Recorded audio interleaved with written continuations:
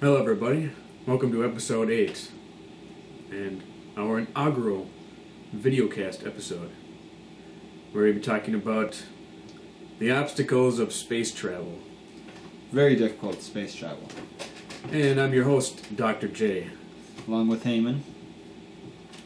Should we introduce our special guest? Oh, our special guest. Our special guest could not make it today. He did not give me an answer yesterday like he was supposed to. No, 2 days ago, sorry. So he said he would, here. but Brian is not here. So, next time, Brian. We'll try next time.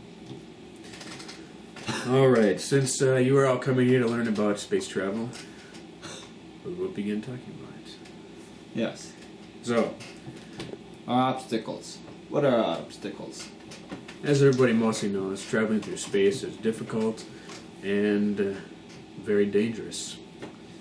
Especially for both the ship you are traveling in and Yourself. your person. Yes. So, our major obstacles, I guess, is distance. Yeah. How are you going to get from here to Mars, or let's say the Delta Quadrant? Our Gliese 581. It's Gliese. Gliese, no, whatever. Gliese 581. I don't think it's actually 581. I don't care. It's a number. Gliese. The planet that they found. We've talked about it in other episodes. Good enough. Yep. Anyway, so how are we going to get there? Oh, a ship. Well, yeah, you need a ship. So, what kind of propulsion systems do we need here? Well, there's a traditional rocket fuel. Rocket fuel, which isn't really good. Well, if you go on the moon, it's fine. Well, yeah, but actually, they did produce a flightless helicopter that, not helicopter, but like a pad that can float using lasers. Yeah. Flightless? Oh, sorry, That's a very not misleading flightless. word. A propulsionless system. It uses lasers at the bottom of the ship to cause it to go up. I don't know how they do it. So you're saying it just doesn't use any type of traditional fuel? Yeah. Like rocket fuel Yep. or plasma? Nope. It I uses read lasers? it. Yes, it uses lasers. They got up to 300 and something feet using lasers. How fast was it going? I don't know. I'm just saying it got up to 300 and something feet. That's pretty impressive for just lasers. Right. I bet it could be a lot better too in space. Well, using the new NASA's 1 megahertz laser with free electrons might help it. Why can't we use 1 gigahertz? That's even better. Well, We'll get there. we don't got that yet. They just put the 1 megahertz on ships now. Okay. So, what other propulsions? We got regular combustion. Regular.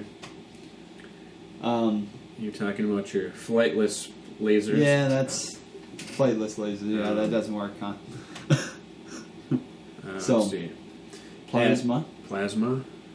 Which we talked about in our last one. Yeah. Um, And we can go on the traditional stuff that you see in science fiction shows and movies about FTL. faster than light travel. And wormholes. Yeah. Man-made and environmentally made. Yep. Basically, well, there's different types of those kind of faster than light travel. Yeah. Some people believe that warp bubbles around the ship basically pushing you, and the other one destroying the space in front of you and creating space behind you to push you through space is one of the ways. See that? Yeah. That's one of the ways they say they could do it. Another one is basically folding space and time and meeting the two places you want. That one. Right. So basically you don't move, it's just space and time moves around you. Third is wormhole, which is basically the same concept. Let's go back to that. I always like to use this thing. Let's say you're in here's the space, the plane, and here's you. Actually, it'd be like this. Well, it's the same thing. Just a piece of paper. But anyway, this way, because you Okay. could. Here's you. And here's where you want to go, right? So basically, you don't move; you bend time. And you space. Yeah, you just step right there. So you're already there. It's mind blowing, and but it makes sense. Very complicated. One day we'll do it. One day, after we get anti-gravity. Yeah. So, the next thing is wormholes.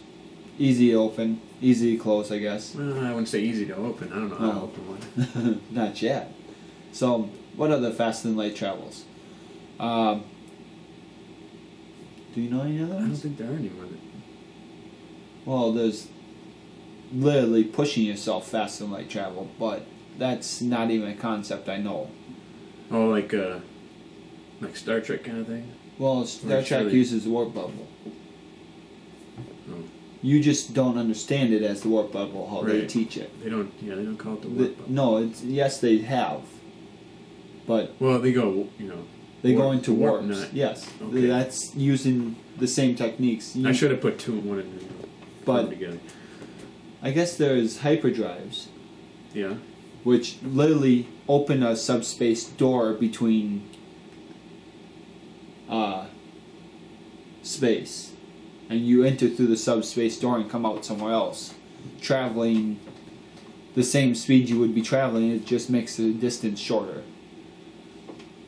I don't know how it does it. Yeah, that's above my pay grade. Yeah. Okay, that's a lot of stuff to take in at one time.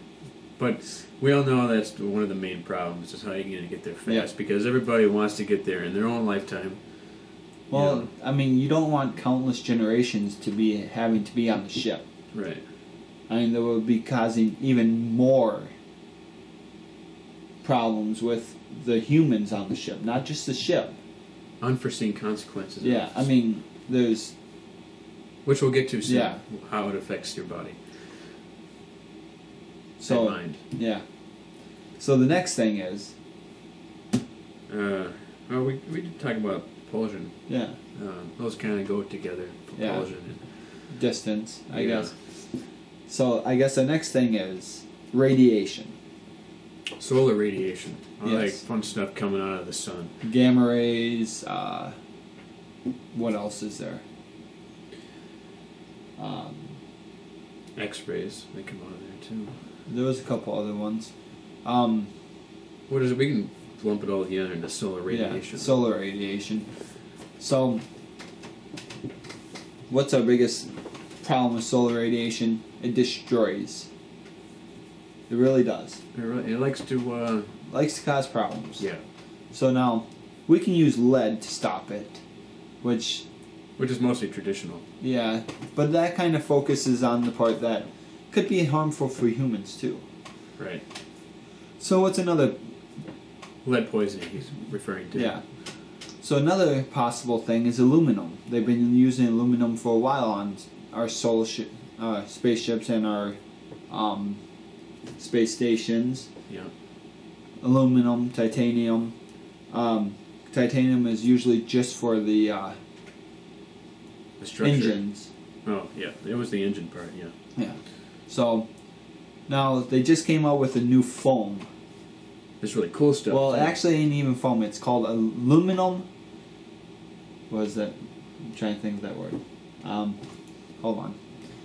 Aluminum titanium hydride powder. When it's heated at high temperatures, it becomes like a foam. Yeah. So right now they're making this so they can reduce cargo ships' weight. So it's basically, and it's the same technology they're using on houses right now, kind of, where they take two pieces of wood, put foam in between them, and compress them together. Oh, I didn't know they did that. Yeah, they're doing that now. So now what they're doing with the cargo ships is the same technique, kind of, but they're taking a still and a still and putting the foam in the middle and compressing the foam with the two pieces still. So it all binds together under high heat. Right. And this stuff is it can be flexible, but it won't break. Yeah, it... What's the word I'm looking for? It, let's see here. Deforms? Yeah. It's a tough material, deforming under pressure but resisting breakage. So that means no matter what, no matter what, we could use it in our ships as our ship's hull. So we could probably take a titanium alloy with this aluminum titanium hydride powder, and then another thing of steel, probably 2-3 inches thick, to produce our hull. Well, of course, with some. And this foam is a lot lighter too. So yes, the foam is light. So now your ships are lighter, less payload to get them off the ground. Yep. So. Well, you won't need any payload if you use wormholes. Well, you don't want to use a wormhole on Earth. Yeah. Okay. Yeah. So. So. What if you build it in space and you still don't need any? Well, yeah, you're right. Oh, we never talked about solar cells either. Oh yeah. We looked it up. Okay, so another propulsion system. Sorry. Yeah. No, the cool one. I like this one. They just made.